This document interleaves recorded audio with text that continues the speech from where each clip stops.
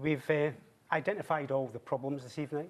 I think the story that I heard from Susan is something I hear about almost every day of the week. And it really breaks my heart when I meet young people in all parts of rural Scotland who can't stay and remain in the area that they grew up.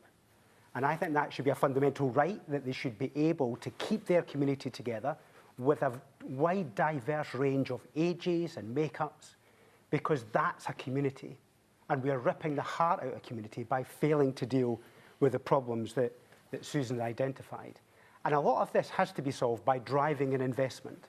But just now, because the government have cut significant amount of funds from the social housing programme, we need to reverse that. But we also need to drive in private investment.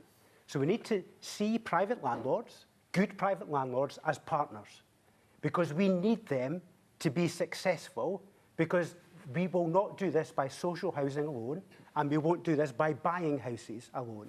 We need a private rented sector that works, because not everybody can get on the social housing list. There's simply not enough.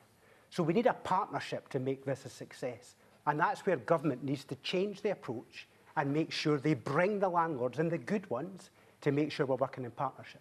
Now, there's another aspect I'd like to bring in, which is the rural housing burden.